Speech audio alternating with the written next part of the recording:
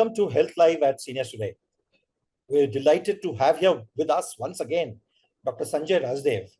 Dr. Sanjay Rajdev is a senior interventional cardiologist, and he's attached to the National Hinduja Hospital and Medical Research Center in Khar. Today is National Lipid Day. There are quite a few observances through the year, and we thought it would be a good idea to invite him to speak about lipids. But before I request him to speak and make his presentation, a little about him. Dr. Rajdev is, as I mentioned, an accomplished cardiac and vascular interventionist with fellowship training in the US. After his fellowships, he worked with the Seven Hill Hospital in Mumbai for 8 years. This was followed by a stint at the largest healthcare provider in the UAE, the New Medical Center. He has spent over 6 years at the New Medical Center in Abu Dhabi, where he continued to achieve several firsts in the hospital and in the UAE. He then got back home. He established the Rajdev MediClinic, which is a polyclinic in the suburban Mumbai. His core interests include all types of interventional cardiology treatments using coronary angiography, angioplasty, peripheral angiography, and angioplasty, closure of heart defects, treatment of thrombotic vascular disorders, and pacemaker implantation.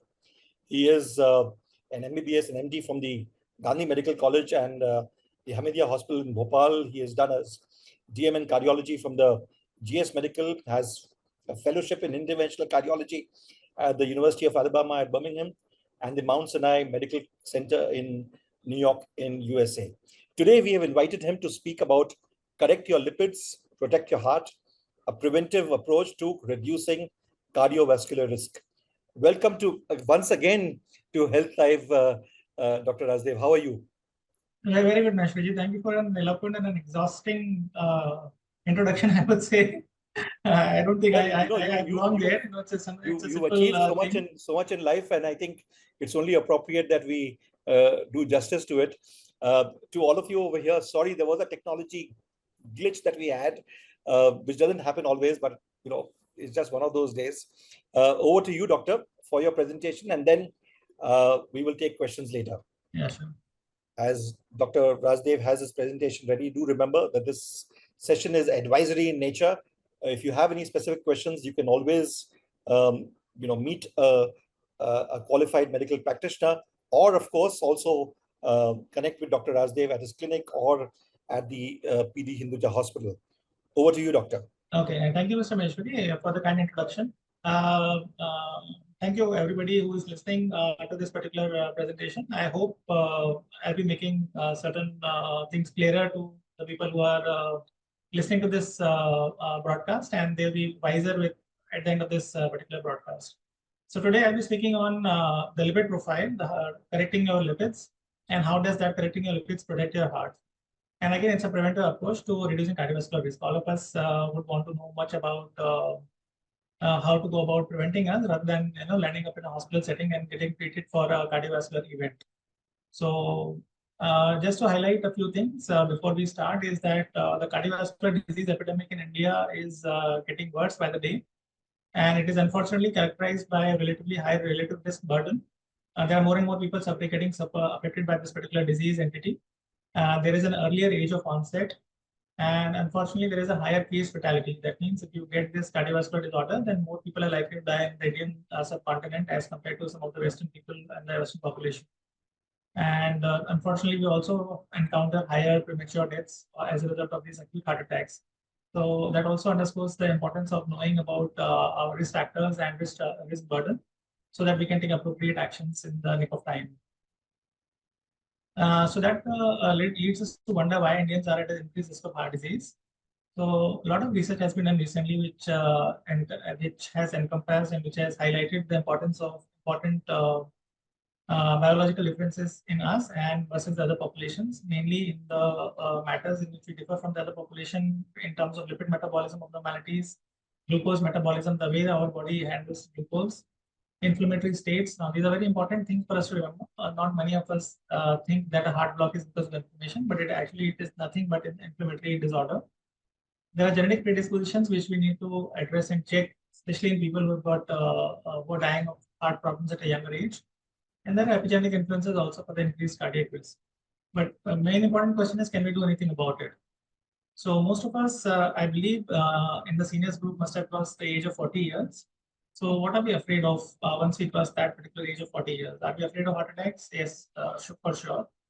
Are we afraid of dying suddenly? So many times we keep on hearing about young people dying during gymming, for example, out of no reason. It's like a bolt from the blue that the person who's sitting next to you just collapses and dies. So yes, we are afraid of that. Many of the youngsters are losing their lives apparently for no fault of theirs. Are we afraid of developing kidney failure or heart failure? Probably we are not aware of this particular risk entity, but it is catching up very fast in the interventional cardiology and in general cardiology community. And again, let me not emphasize more about the obesity, which is becoming a big problem. We need to realize this. Many of us are realizing this. And according to a recent Lancet study, most of the Indian population falls into the category of being overweight. At least 70% of the Indian population is overweight. So there are technical specifications why you would be an obese and why you would be an overweight. So these are listed as in terms of your body mass index. So we are only second to US and China in terms of obesity, and this is catching up, especially after the advent of the social media networks. It has been catching up very fast. BMI is a body mass index, which is nothing but a ratio of your height versus your weight. So it gives you a number. For example, if it is more than 25, your height by weight square, under square of your weight, under root of your square weight, in so square root of your weight, then it gives you a particular number, and this number, if it is beyond 25, you are classified as an obese, as an overweight, and once it is crosses 30, you are classified as obese. So it is good to be in the green and in the blue, where your ideal weight is less than 25 kg. So one tends to wonder, once you ask something wrong happens in the community, you tend to look for discussion, you tend to take advice of the people. Well, there are many advisors, especially in the Indian community.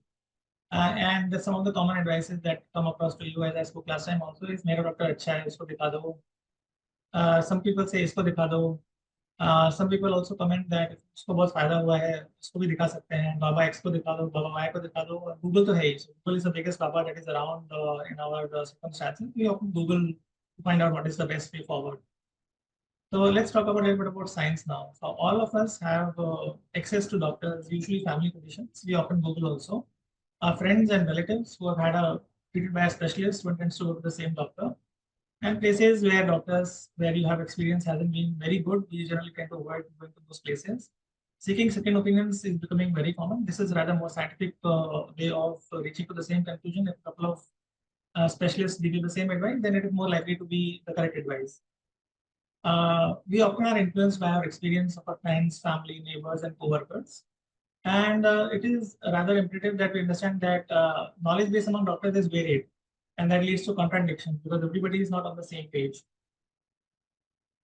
So that leads to us to understand that what is our risk prediction, what is our cardiovascular risk prediction.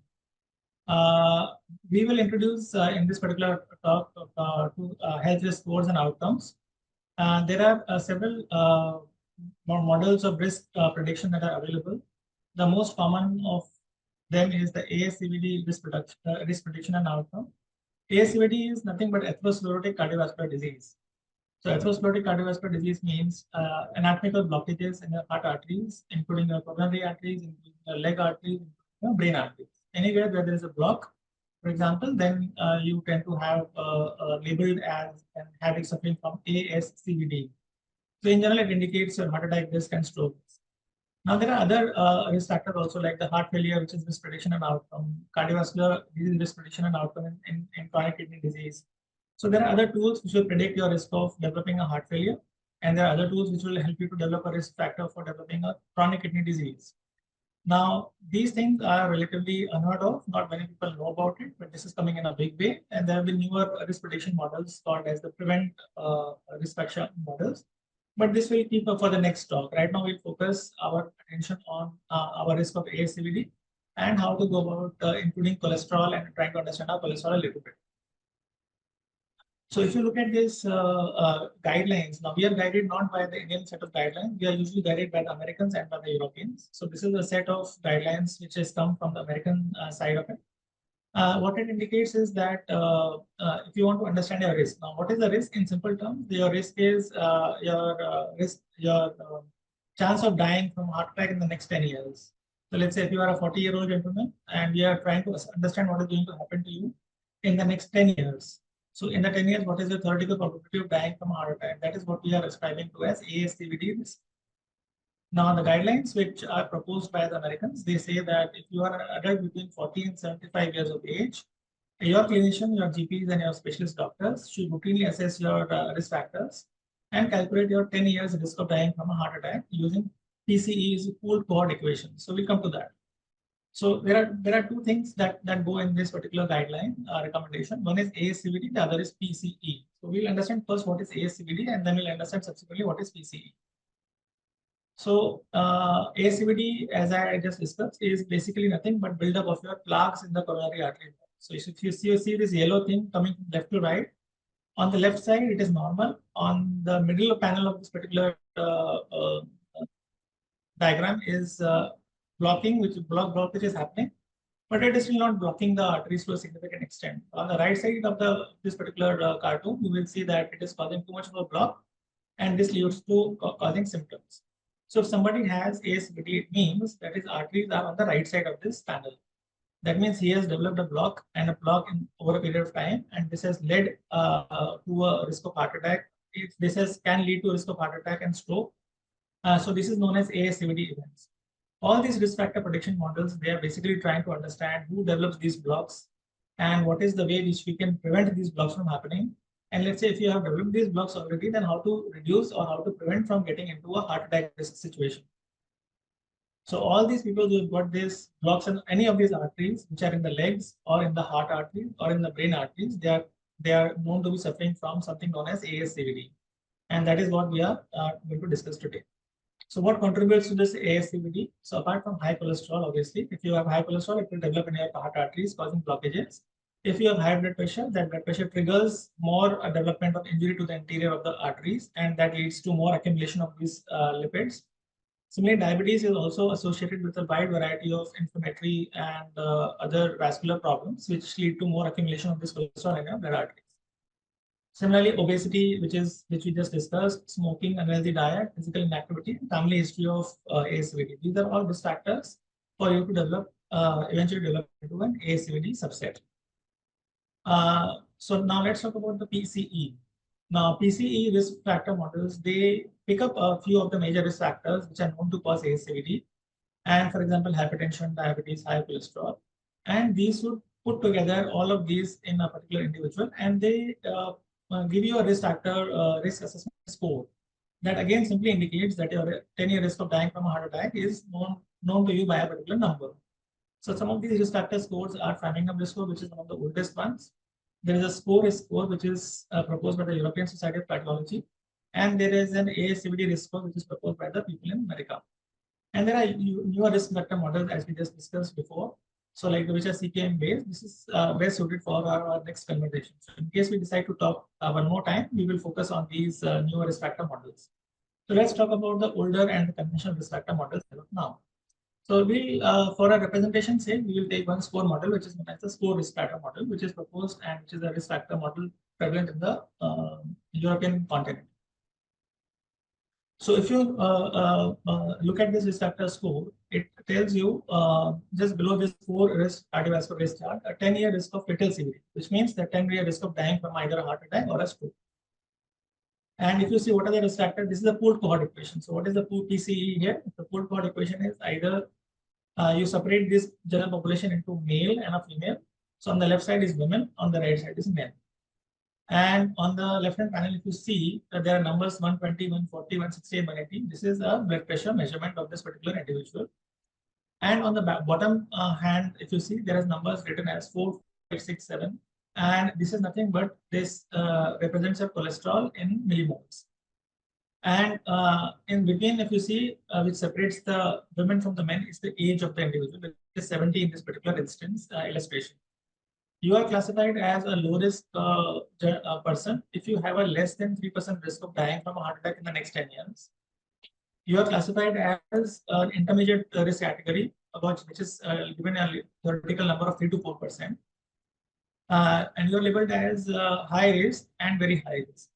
So intermediate to high risk is 5 to 9%, and more than 10% this indicates a very high risk of dying from a heart attack in the next 10 years. So what a person does is, when you go to a GP's clinic or when you go to a specialist clinic, he would understand whether you're a male or a female, whether you smoke or you don't smoke, what is your age, what is your cholesterol, and what is your systolic blood pressure, meaning the upper limit of blood pressure. And all this taken together gives you a particular number. So if you see this number of 21, 20, 19, 17 in the middle section, this indicates that your risk is more than 10% of dying from heart attack in the next 10 years. Similarly, if you start decreasing the age, for example, if you decrease the age from 70 to 65 years of age, you would see that this number keeps on decreasing. Similarly, if you decrease the age to 60 years, for example, then again your risk factor decreases. Many more greens are coming up, many more maroons are getting disappeared. And similarly, if you reduce your age to 55 years and you see the numbers is getting down. And it is lower if you have got a normal blood pressure towards the side of 120 and the lower cholesterol levels towards the side of 4, as compared to somebody who's, let's say, 180 and has a number of 7 millimole cholesterol. So higher the cholesterol levels, higher the blood pressure levels, more the chance that you're going to meet with a heart attack in the next 10 years. And similarly, if you further reduce the age to 50 years, again, you will see that many of the people are getting into green and yellow zones. And if you further reduce this age to 40 years, then you will see that majority of the people would fall into the low risk category. So age is definitely something which is preventive and which is protective. Hence, there is a need that beyond the age of 40 years, we need to understand our risk factors, and because the maximum events that are going to happen to population in general are after age of 40 years. Nowadays, that paradigm is also shifting towards less than 30 years because we are identifying more and more youngsters who are developing heart problems. So this is just an illustration sake that if you go to 30 years, for example, well, all these people would get into the green category as shown here. So if you put all these things together and generate a bigger form, a bigger chart, and try to understand by estimate the risk of heart attacks. So if you see in between, there is age, which is 70, 65, 60, 55, 50, and 40.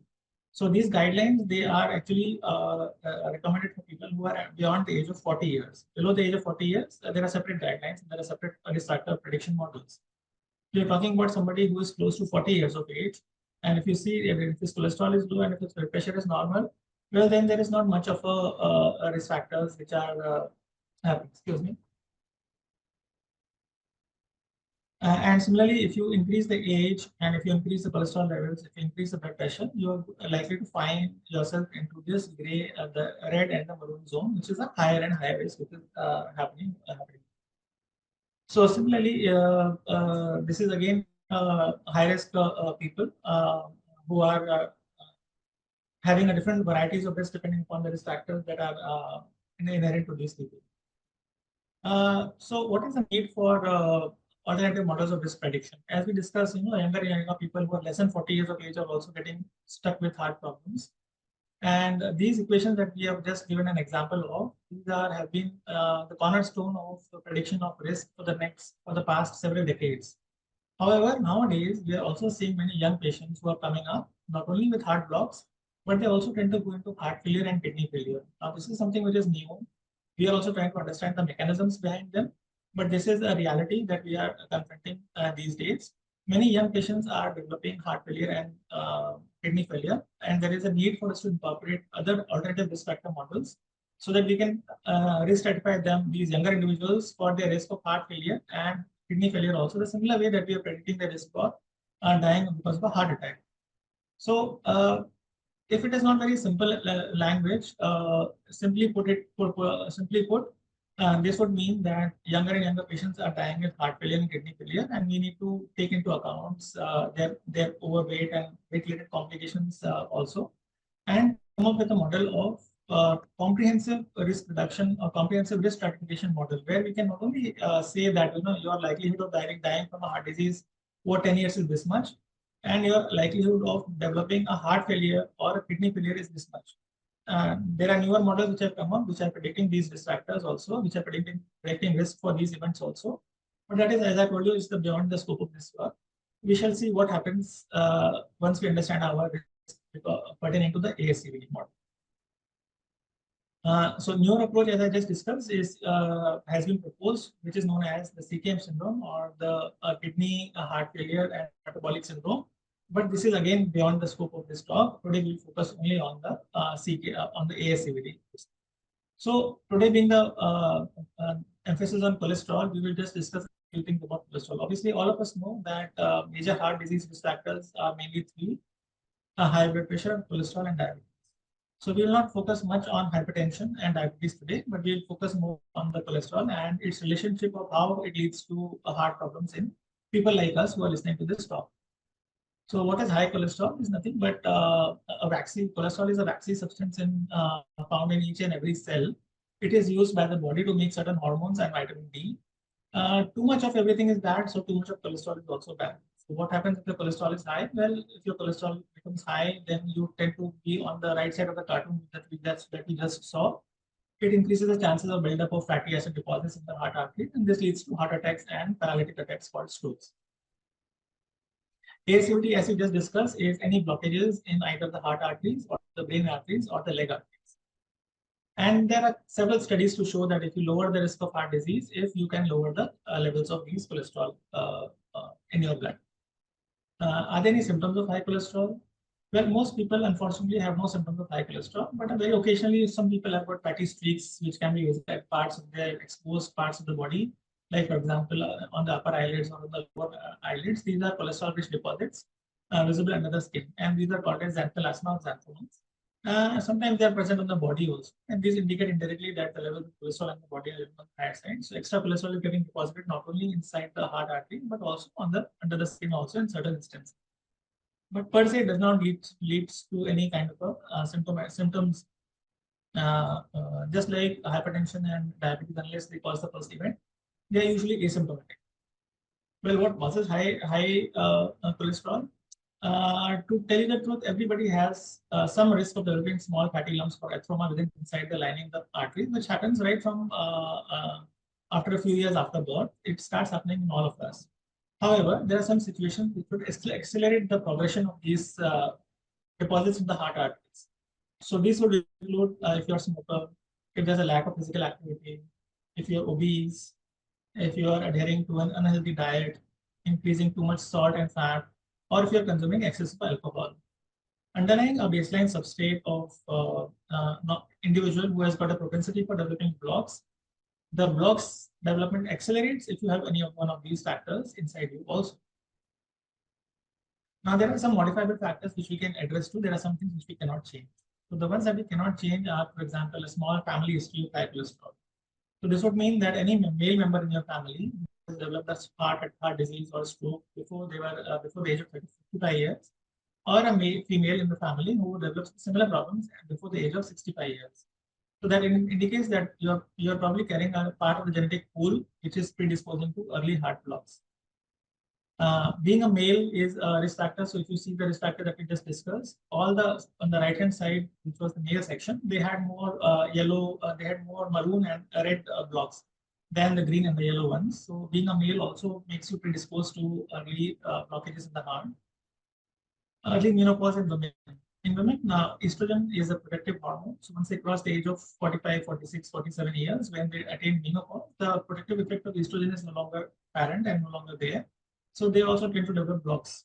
And as we discussed in the score risk factor cohort, age also is a major risk factor for developing atheroma. So you develop more atheromas as you age. Ethnic groups like for example, Southeast Asians who have left their abode and they're staying in the US or the UK or Australia, for example, but they're originally from India, Pakistan, or Bangladesh or Sri Lanka, they've got an increased risk. I worked for about 6 years in the UAE, and I found that the Bangladeshis, they've got the maximum incidence of atherosclerotic cardiovascular disease, ASCVD. They had 20 years old and 25 years old and 30 years old where arteries were eaten up by cholesterol like. So ethnicity also plays a role in developing blocks in the heart. How do you test for high cholesterol? Well, cholesterol is tested by a simple blood test. This can be done in two ways. It can be taken from your arm with a needle and sent to lab analysis. Usually, the testing can start given the fact that younger and younger people are getting affected at the age of 20 years. And, for somebody that you're testing, the age for 20 years should have had a family history of heart problems or a family history of high cholesterol. Otherwise, after 30 years of age, it is reasonable for us to scan in general population. And thereafter, every 3 to 5 years, depending upon what the reports we get. Now, there is a myth that we should 100% fast. There are many labs which reject fasting levels, but of late, we have accumulated enough evidence to suggest that it is not usually necessary to fast before cholesterol test unless we are testing for a specific type of subtraction of lipids called triglycerides. In that case, fasting is appropriate. So these are the common subsets of lipid profile that we normally do. Most of them will include total cholesterol or TC. There is a bad cholesterol called LDL cholesterol or low density lipoprotein cholesterol. There is a good cholesterol called high density lipoprotein or HDL. There are triglycerides, which are nothing but after food when you take food. And this is a subtraction of lipids which become more apparent in the bloodstream after a meal. So that is why fasting is required if you want fasting triglycerides. So again, as you see, there is a red levels and there are yellow levels and there are green levels for each of these subtractions. So for example, if it is a desirable thing is to have a total cholesterol of less than 200, and here right at the bottom in the left, and the bad cholesterol should be less than 100 in general population, but in specific population, for example, those who have got blocks in the heart arteries, the recommendation can be less than 70 minimum, and it can go to less than 55 in certain instances. Ideal HDL cholesterol is more than 60 milligrams per deciliter. Ideal triglycerides are less than 50 milligrams per deciliter. And if these fractions they go up, like you will have a certain range of yellow and you have a certain range of red. So our idea is to come from the red to the yellow and from the yellow to the green if possible. Another important thing is that whenever you do your lipid profile, it is always advisable to do something known as the HSCRP. This is known as high sensitive C-reactive protein. So what is an HSCRP? It's an acute phase protein which is produced in the liver in response to inflammation. So when there is a heart specific inflammation or there is inflammation in the coronary arteries, this particular level goes up, and it is very much predictive of a heart attack for people who have got especially in the setting of a high cholesterol levels. There are studies which also show that even if in presence of a normal cholesterol levels, if your HSCRP is high, again, that indicates your risk of developing a heart attack. So it is always imperative that we measure the lipid profile with HSCRP alone. If either one of them is elevated, we tend to or we try to reduce it by giving certain medical therapy. So these are the normal ranges of HSCRP. Normally it is less than 1 milligrams, and average risk is between 1 and 3 milligrams, and your risk is becoming more if the value crosses the numerical value of 3. So what are the benefits of lowering my cholesterol? Let's say if you have cholesterol, we've done the cholesterol, we know about cholesterol, what is the risk? What is the benefits? If you have, if you have a risk of developing a heart problem, then, or if you already have a heart problem, then lowering your cholesterol will reduces the risk of developing future events. So, and what is the treatment of high cholesterol? Well, the treatment of the, high cholesterol starts from diet, exercise, lifestyle modification. There are many other things also which come into play for a good cardiovascular healthy life. We shall discuss a few of them in subsequent slides. But changing your diet is something that all of us, eat diet 2 times to 3 times in a day, and so it becomes imperative that we talk about diet. So we have to change our diet from an unhealthy diet to a healthy diet to reduce LDL cholesterol. And it is also advisable to reduce the saturated fat and trans fat in your diet. However, dietary changes alone, they do not lower the cholesterol much. To increase the person's risk of cardiovascular disease, like you cannot go from a red category to green category by diet alone. But nevertheless, we shall look into what is the best that we can do with a diet and if needed with some medical therapy. So this is on the left hand side of the good fats, the unsaturated fats. If you see the food which are found in olive oil, avocados, nuts, and these can help you to lower your bad cholesterol. So similarly, polyunsaturated fats which are found in fish and flax seeds and walnuts. These are crucial not only for heart function but also for brain function. These all also include omega-3 and omega-6. So this is the healthy fats that you can see. You can see salmon fish over there. You can see pumpkin seeds, olive oil, egg whites, almonds, walnuts, avocado. So these are good stuff to have, like seeds, for example. On the left-hand panel, bottom panel is a representation of the bad fats, which is saturated fats. So these are found in red meats and food dairy products, processed meats, baked goods, and these can increase our bad cholesterol and reduce our good cholesterol. So now, after we have an idea about the diet, we should also talk about something known as statins. Now, statins are the only medical therapy which has shown consistently over several decades of preventing heart attacks or reducing the events of reducing the risk of developing heart disease. So our main focus has been writing statins for subgroup of patients where we find that the risk is more. So you can reduce your risk of developing a heart attack by using statins.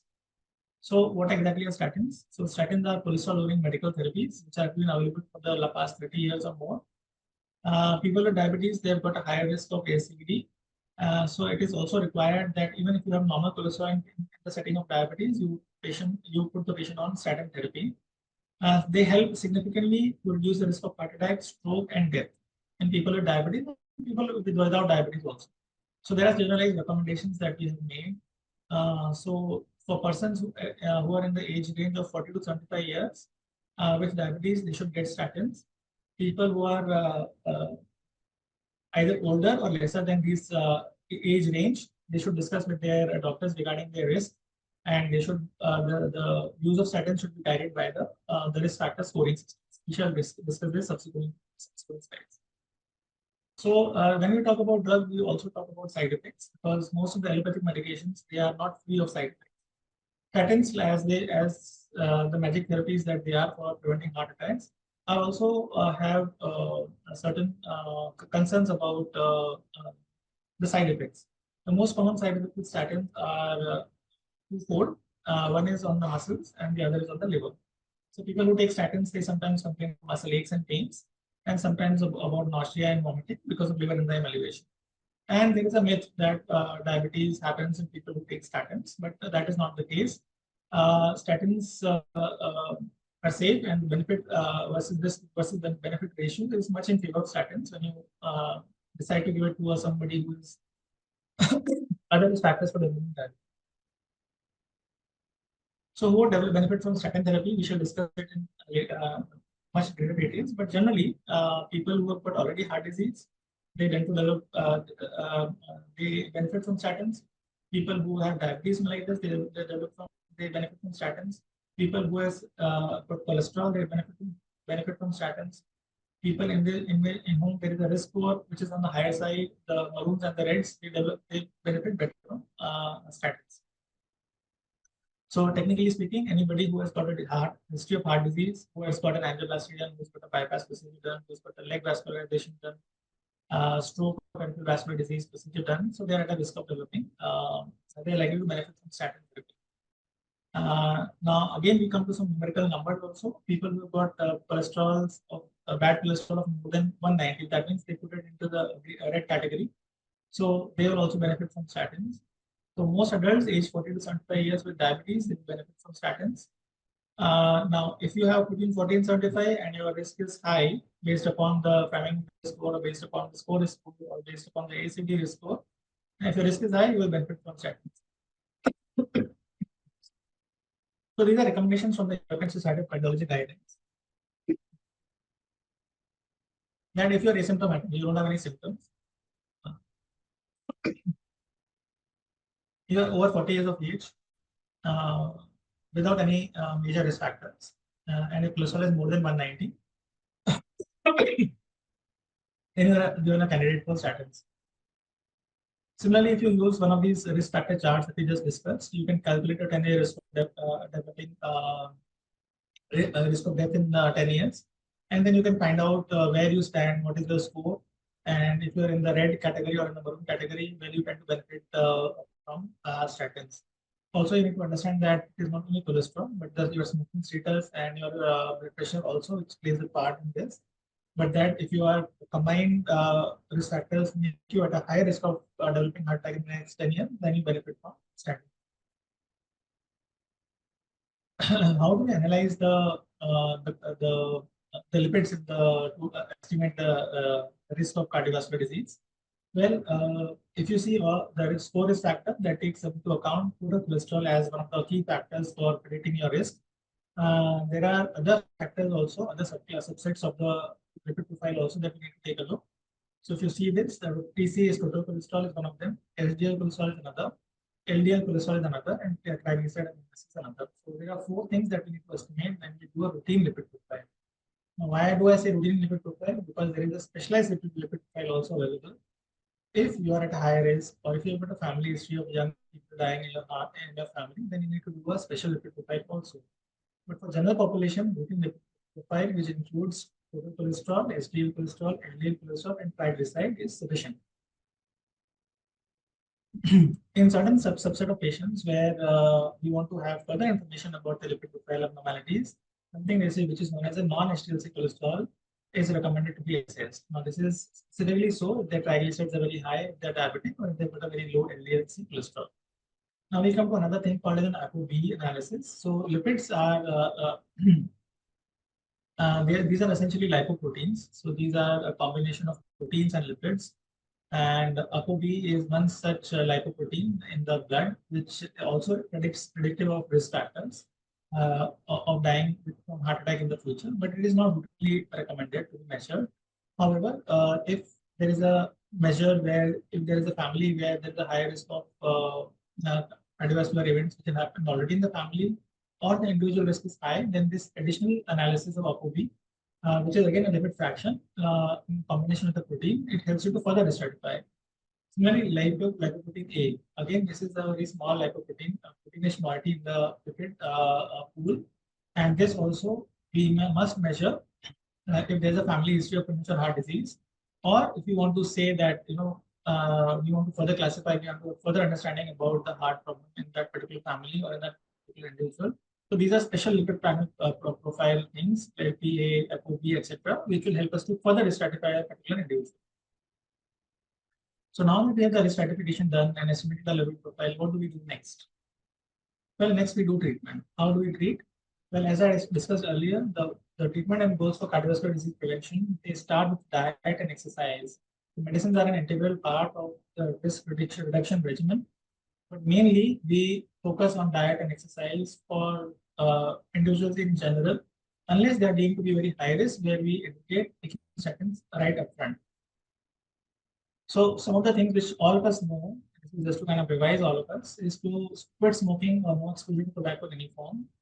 Healthy diet, which is low in saturated fat, with a focus on whole grain products, vegetables, fruit, and fish. We shall see this in detail. Physical activity, approximately 30 minutes in a day, up to 5 days in a week, is what is recommended.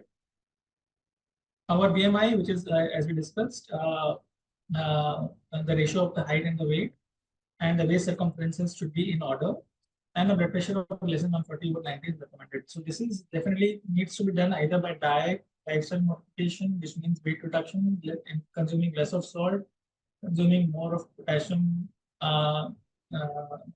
grains, whole grains, vegetables, fruit, and fish. So as we discussed, there are some numerical numbers that also we look into, but this is best left for the doctor and the patient interaction. So the numbers will be different from all the for every individual. So every individual has to go to the doctor to find out what is his good number. So those who are deemed at very high risk, for example, they're in the balloon category, they've got risk of 10%, 15%, 18% over the next 10 years. Their LDL goals that we need to achieve by diet, exercise, by statins is less than 5. For those where we feel that there is a high risk but not very high risk, well, less than 70 milligrams per deciliter for primary prevention is appropriate. Similarly, if you feel that the risk is moderate, then a goal of less than 100 is appropriate. And for low risk individuals, all in the greens in the 40s, for example, less than 116 will do. And these, as we discussed, these are non-HDL-C cholesterol levels, apolipoprotein B levels, triglyceride levels, and diabetic levels. This also needs to be figured out in consultation with your doctor. Now, what kind of a lifestyle intervention that we do to cut down on lipid levels or improve the lipids?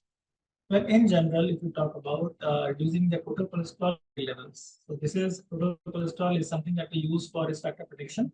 LDL is deeply attached to the risk of developing heart blocks. So if you want to reduce both of them, what should we do? We should avoid dietary trans fat. We should reduce dietary saturated fat. Now, these things, as you all know, are available in pistas, pastas, baked food, biscuits, and the fancy stuff which younger individuals are very much addicted to. And we should increase our dietary fiber and use functional food enriched with phytosterol. So phytosterol are good cholesterol amounts which are plant-based, and there are some foods which are enriched with phytosterol. So those should be the way to go. Now, this is one such thing which I could figure out. It's a red yeast rice, which is nothing but an organic formula where you can actually, those people who are intolerant to statins, Chinese use them a lot for providing heart healthy nutrition to people who cannot tolerate statins. This is known to improve endothelial function and reduce the amount of cholesterol in your body. So you can use red yeast rice, nutraceuticals, reduce excessive body weight is very important for us to shed a few kilos. Reduce dietary cholesterol, we all know how to go about doing it, and increase habitual physical activity. So all these things, if you see, reducing excessive body weight has got a magnitude of +2 on the body's overall cholesterol reduction and overall cardiovascular health. So if you see that if you want to reduce TG-rich lipoprotein levels, that means whenever you eat food which is rich in cholesterol, then your triglycerides they go up. And whenever you take alcohol, the triglycerides rich lipoprotein they level elevate. How we can reduce them? Again, there are certain universal factors like reducing excessive body weight, reducing alcohol intake, enhancing habitual physical activity, reducing total amount of carbohydrate, increase more protein, use supplements of polyunsaturated acids, and replace saturated fat with poly or monounsaturated fatty acids. Again, how to improve the HDL-C? There are several patients who can come to my clinic and say, Doctor, my HDL levels is low. How do I suggest increase them? Well, the most of two important things that they can do is to reduce their weight and increase their exercise. Only by these two major things can they elevate their HDL-C level. HDL-C, I must tell you that this is a good cholesterol level. Away the cholesterol depositions from the arteries and deposit them to the other affected organs like liver and adipose tissue. Of impact on increasing your HDL-C level. Also, some moderate amount of alcohol consumption if it is happening, well, we allow it to happen. It is approximately 1 to 2 pegs for a male and less or equal to 1 peg for a female. Now, how do you choose choices to lower the low density cholesterol and the overall lipoprotein? Well, we'll talk about cereals first. To be preferred are the whole grains. So don't use polished grains, but whole grains are better. To be used in moderation, you can have a little bit of refined bread, rice, and pasta. Brown rice is recommended better. Vegetables, obviously, raw cooked vegetables. Avoid too much of potato and buttercream. If you are talking about legumes, the to be preferred things for good cholesterol maintenance are lentils, fava beans, chickpeas, and soybean. Any fresh fruit is okay. Seasonal fresh fruits are recommended. Non-caloric sweeteners are okay. To be used in moderation, again, are some of these things like dried fruit, for example, canned fruit, for example, these to be used in only moderation because they contain a lot of preservatives which are sweet in nature. And similarly, sucrose, honey, and chocolate candies should be used in moderation. If you talk about the meat and lean fish, only lean and oily fish is good. For example, you can have sardines, mackerel, salmon. These are good things, and red meat should be avoided. Dairy food in the dairy food and eggs category, skim milk and yogurt is good, and full fat, high cheese things should be avoided. If you talk about the dressings, to be preferred should be a mustard dressing or a vinegar dressing or fat-free dressing. All kinds of nuts and seeds are good. Unsalted ones should be used. Almonds, walnuts, pumpkin seeds, flax seeds, these are all good things to take. And the way to cook is the recommended way to cook is by grilling and boiling and steaming and roasting, and not by stir frying or by frying. So what are the, this is in general a nutshell about the last few slides. How do I summarize my talk? Well, dietary recommendations are there that these are the cornerstone of reducing or keeping your bad cholesterol in check. a wide varieties of locally available foods should be sought after. And usually in general, consumption of foods which is rich in fruits and vegetables, legumes and nuts should be taken. Oily fish is recommended. And the foods which are rich in trans fatty acids, for example, in the diagram, you can see chocolates, wafers, shortening in margarine, breakfast cereals, cakes, for example, pistas, pastas, etc. should be avoided. We also, as a matter of fact, apart from deviating from a little bit from cholesterol, is the salt intake should be less than 5 grams per day. Um, Alcoholic beverages, moderation is recommended. So no more than 2 pegs a day for male and more than 1 peg a day for the female is recommended. Soft drinks should in general be discouraged because they contain a lot of sugar. Physical activity should be encouraged at least 30 minutes in a day, most of the days in a week. And use of tobacco products in any form, whether it's smoking or a non-smoking or a commercially available nowadays, hookahs are available, but they should all be discouraged, any form of tobacco. So last, this is for the slide for the ladies. Last but not the least, which cooking oil for people with elevated lipids. Well, the common cooking oils that contain better for you fats and less saturated fat is either or any vegetable oil is good. So you can use canola, corn oil, you can use chili oil, olive oil. Any seed oil is good, like sunflower, soybean, or any combination of these known as vegetable oil is also good.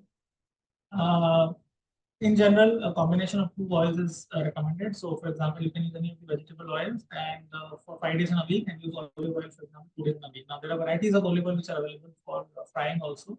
You can use them also as provided you can afford them. Now, there are some specialty oils like avocado, grapeseed, rice bran, sesame, but they cost much more and these are not practical in our setup. So the most practical thing is you. Another important thing is in case olive oil is very expensive for us to afford, mustard oil is a reasonable substitute for the same. With that note, I end my discussion on lipid profile. Thank you very much for listening. Thank you, Doctor. Thank you. Very, very detailed presentation. And, I guess we've also got quite a few questions, but I think you've responded to most of the questions. I'm going to just stick to lipid related questions, though there are people who have, so a general, doctor, there are people who have had a heart attack, who have had their arteries blocked, they've had an angioplasty, etc. Is there something, an overall advice that you can give to people who have had such issues in the past and what they should be doing? How often should they be having their checkups and any dietary? Yeah. So let me also emphasize one more time. There are 2 sets of people that we talked about today. One is a set of people who are normal and asymptomatic, and they are aged like you and me. With they may be having blood pressure and diabetes, but they never had any event in the past. And there is on the other side who are symptomatic, have had any angioplasty in the past, bypass surgeries in the past, vascular procedures in the past. So these people who have got any risk factors like diabetes, kidney problems, or they have had a heart event in the past, they are extremely high risk anyways. So they are in the red and the maroon category, and we need to put everything together to prevent a progression of the disease. So that would mean that our blood pressure target for such individuals would be lesser. Our cholesterol target for such them will be lesser. Our diabetes recommendation for them will be more stricter. Our emphasis on exercise and supervised conditional rehabilitation would be better.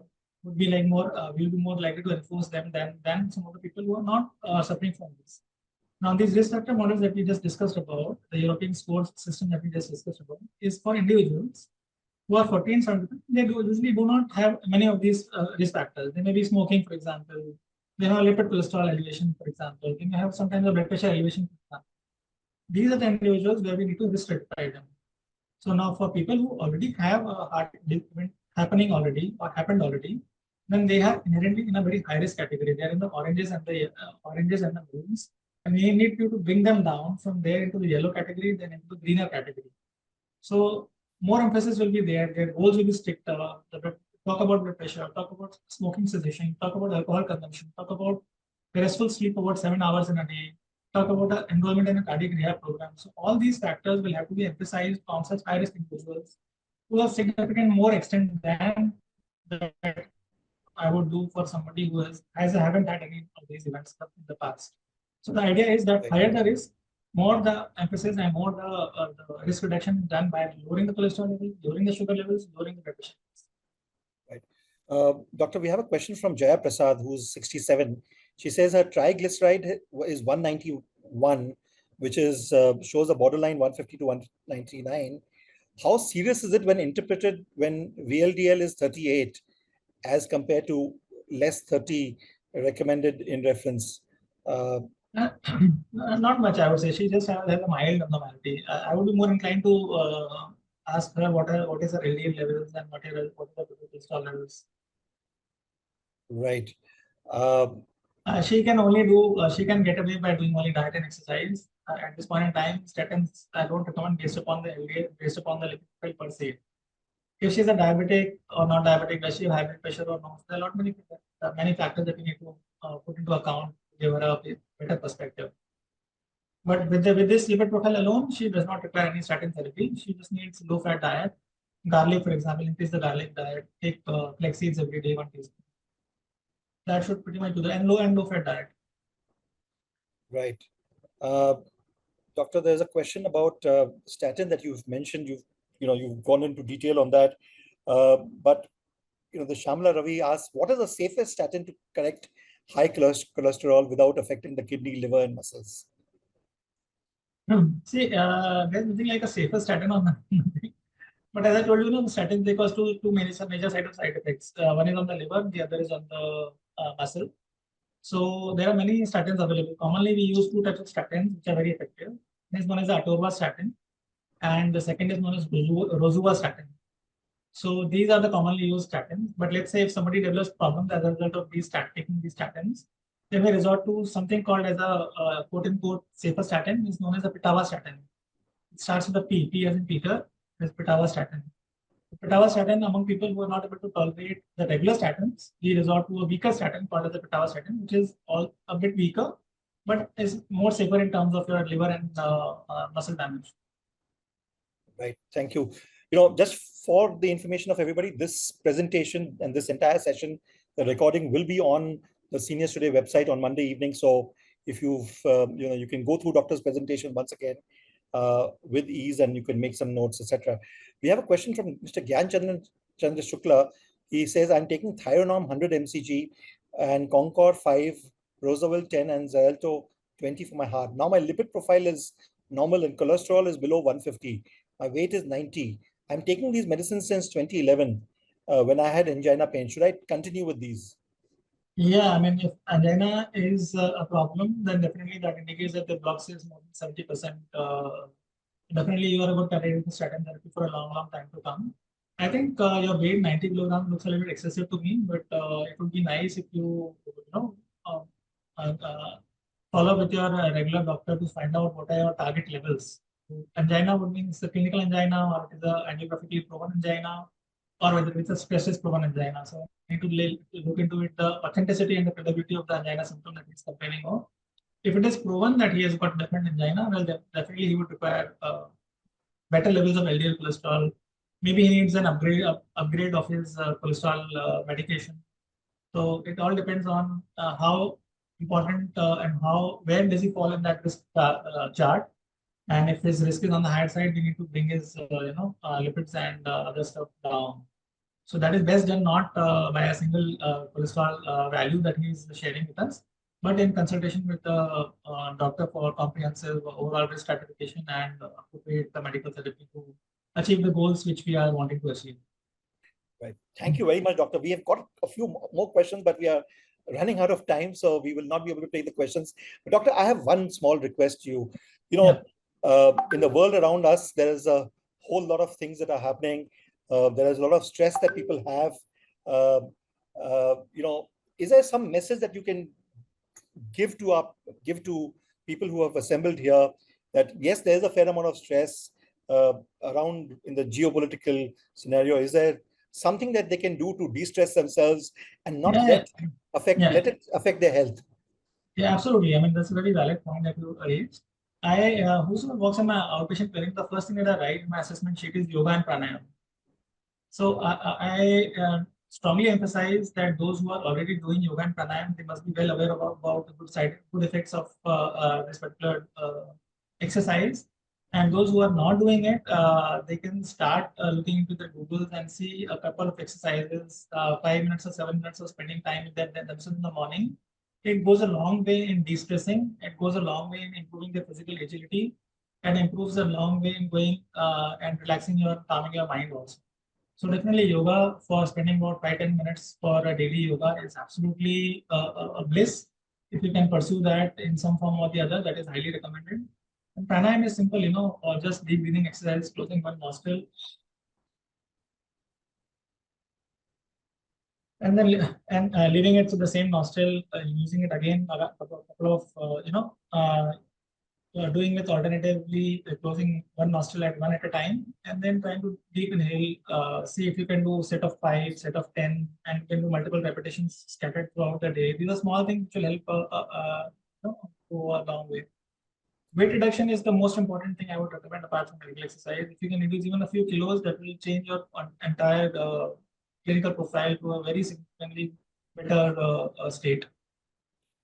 Thank you very much, Doctor, for an amazing presentation and your words of advice. To all of you, sorry, we had a technical glitch and we couldn't really take all your questions today, but we restricted ourselves to the topic of the day, which is lipids. And once again, to all of you here and to Dr. Sanjay Rajdev for having come to us to our forum once again. Thank you, and we will be back again next Saturday at 5 p.m. Thank you. Stay healthy, stay safe. Thank you, Mr. Thank you, everybody.